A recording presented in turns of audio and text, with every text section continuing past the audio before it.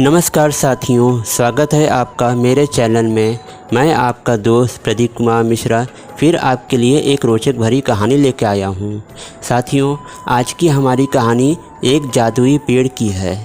साथियों, मेरे इस वीडियो को आप देखिएगा, उम्मीद है आपको पसंद आएगा।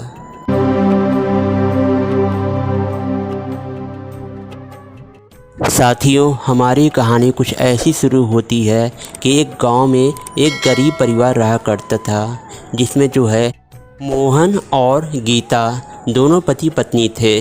उनके 2 बच्चे थे और एक लड़का एक लड़की, और मोहन के पिताजी जो बूढ़े हो चुके थे। उनका परिवार बहुत ही ज़्यादा गरीब था। उनके पास खाने के लिए भी पैसे नहीं थे। वो पूरे दिन में बस एक ही टाइम खाना खा पाते थे और उनके परिवार के ऊपर ढेर सारा कर्जा था कि अपना कर्जा लेने के लिए लेनदार हमेशा उनके घर पे आते रहते थे, उनको तरह तरह से परेशान करते थे। मोहन बहुत ज़्यादा सीधा था और मेहनती था, लेकिन वो अपनी गरीबी से एकदम परेशान था। एक बार क्या हुआ, मोहन का लड़का जिसका नाम गोपाल था, उसे बहुत तेज़ भूख लगी और जाकर वह अपनी माँ से कहा, माँ मुझे कुछ भोजन दे दो। तो उसकी माँ ने कहा, बेटा मैंने कुछ देर पहले तुम्हें खाना दे दिया है, अब मैं तुम्हें खाना कल ही दे पाऊँगी। इस पे गोपाल ने कहा, नहीं माँ, मुझे बहुत तेज़ भूख लगी है, मैं भूख को और बर्दाश्त नहीं कर पाऊँगा। तो उसकी माँ ने कहा, नहीं बेटा, मैं खाना नहीं दे पाऊँगी। अगर तुम्हें इतना ही भूख लगी है तो जंगल में जाओ और पत्ते खाओ और अपना पेट भरो। उसके बाद गोपाल रोते रोते जंगल की तरफ चला गया और एक पेड़ के पास में नीचे जाके सो गया। और जब उसकी आँख खुली तो उसे बहुत तेज़ भूख लगी थी। तब गोपाल ने सोचा, काश मेरे पास भोजन आ जाता। तुरंत उसके पास अच्छे खाने से भरी हुई थाली उसके पास आई और उसे बहुत तेज़ भूख लगी थी। उसने तुरंत खाना खाया और उसका पेट भर गया। तब उसने सोचा कि ये भोजन की थाली मेरे पास कैसे चली आई। तब उस जादुई पेड़ ने उससे कहा, हाँ दोस्त, मैंने ही ये भोजन की थाली भेजी है। तुम्हारा अगर पेट ना भरा हो तो मैं और भोजन दूँ। तो गोपाल ने उस पेड़ की तरफ देखा, उसको थोड़ा सा आश्चर्य हुआ। फिर उसने बड़े विनम्रता से कहा, आप कौन हैं? तब पेड़ ने कहा, मैं जादुई पेड़ हूँ, मैं सबकी इच्छा पूरी करता हूँ। और तुम मेरे पास रोते हुए आए और सो गए, और जगने पर तुमने इच्छा किया कि तुम्हें भोजन चाहिए, तो मैंने तुम्हें जादू से भोजन दे दिया और तुम्हारा पेट भर गया। तब गोपाल थोड़ा सा उसका डर ख़त्म हुआ और उस पेड़ से वो और बात करने लगा। अब बात में उसने अपने पूरे परिवार की दशा उस पेड़ को बता दिया। तो पेड़ ने कहा, कोई बात नहीं दोस्त, मैं समझ गया तुम्हारे परिवार की स्थिति क्या है। तब उसने एक जादुई घड़ा दिया और कहा कि तुम इस घड़े को अपने घर लेके जाओ और यह घड़ा हमेशा सोने और चांदी के सिक्कों से भरा रहेगा और इससे तुम अपने सारी ज़रूरतें पूरी करती रहना।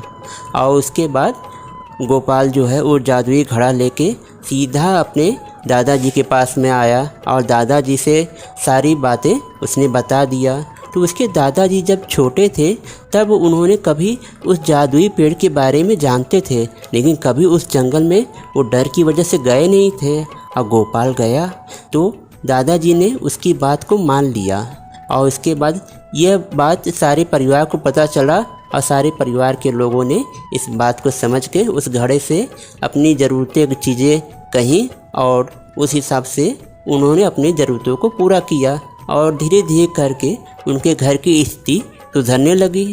गोपाल तब भी रोज़ दिन भर में एक बार उस पेड़ से बात करने खेलने वहाँ ज़रूर जाता था और धीरे धीरे उसके परिवार का स्थिति और अच्छी होने लगी। तो गांव के लोग सोचने लगे कि आखिर में इन लोग के पास कल खाने के लिए कुछ नहीं था, अब इनकी स्थिति कैसे अच्छी हो रही है। तब उन्होंने सेठ के पास जाके मोहन के घर के बारे में सारी बात बताई। तब सेठ कहा, ठीक है, मैं चल के पता करता हूँ कि आखिर में बात क्या है। और उसने अपने गुप्तचर विभाग से पता लगाया तो उसे कुछ पता नहीं चला।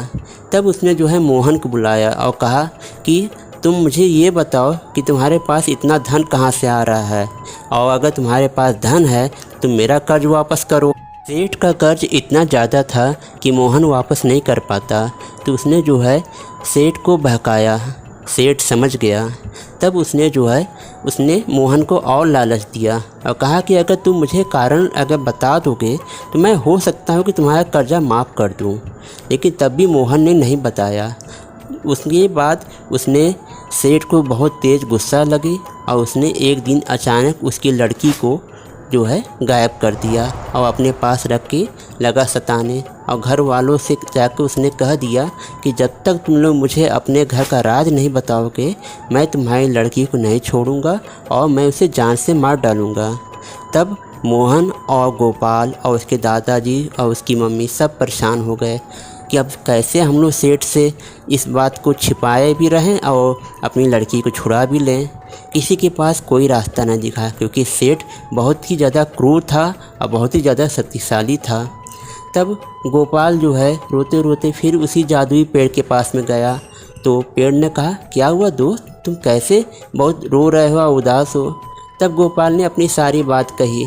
तब पेड़ ने ज़ोर ज़ोर से हंस के कहा, इतनी सी बात है, उन लोग को मेरा पता चाहिए, तुम उन लोग को लेके आओ और मेरा पता बता दो और अपनी बहन को छुड़ा लो, बाकी सब कुछ मैं देख लूँगा। उसके बाद गोपाल ने जो है गया सेठ को सारी बात बताया और अपनी बहन को छुड़वा के सेठ के साथ में उस पेड़ के पास में उनको दिखाने के लिए लेके गया। पेड़ ने जब बहन और भाई को एक साथ में देखा, कहा, अब तुम इन लोग को लेके मेरे पास आ गए हो, कोई बात नहीं, अब तुम लोग दोनों लोग बिना रुके यहाँ से चले जाओ, रुकना मत रास्ते में। और दोनों भाई बहन दौड़ना शुरू किए घर की तरफ। और उसके बाद सेठ ने कहा, तुम ही जादुई पेड़ हो? पेड़ ने कहा, हाँ। बोलो तुम्हारी क्या इच्छा मैं पूरी करूं? उसने कहा, मेरे लिए महल बना दो। पेड़ ने कहा, बस। उसने ढेर सारे पत्ते झाड़ के सेठ और उसके आदमियों को पत्ते से ढक दिया। कहा, लो तुम लोग के बन गए महल, अब बताओ क्या करूं? कहें मेरे लिए सोने चांदी की बरसात कर दो। कहें लो कर देता हूं। उसने अपने डाल से उन लोग को थप्पड़ मार मार के उन लोग की हालत ख़राब कर दिया और उन लोग पस्त होकर वहीं पे गिर पड़े। उसके बाद पेड़ ने अपने ठाह में उन लोग को पकड़ा और उठा के फेंक दिया कि उन लोग अपने घर में चले गए और जंगल के आने का, उस पेड़ के पहुंचने का सारा रास्ता ही भूल गए। और इस तरीके से गोपाल अपनी बहन के साथ में सुरक्षित अपने घर चला आया और उस पेड़ का राज ही बना रहा, यह कभी किसी को पता नहीं चल पाया। साथियों, इस तरीके से यह कहानी यहीं पे समाप्त हो जाती है। उम्मीद है आपको पसंद आई होगी। साथियों, अगर पसंद आई हो इसे ज़्यादा से ज़्यादा लाइक करें, शेयर करें और मेरे चैनल को सब्सक्राइब करें। बेल आइकन को ज़रूर दबाइएगा जिससे मेरे आने वाले कहानियों की नोटिफिकेशन आप लोग को मिलती रहे। साथियों, आप लोग खुश रहिए, सदा साथ रहिए, हमेशा मुस्कुराते रहिए। मैं फिर आपके लिए एक अच्छी सी कहानी लेके मिलूँगा। तब तक के लिए नमस्कार।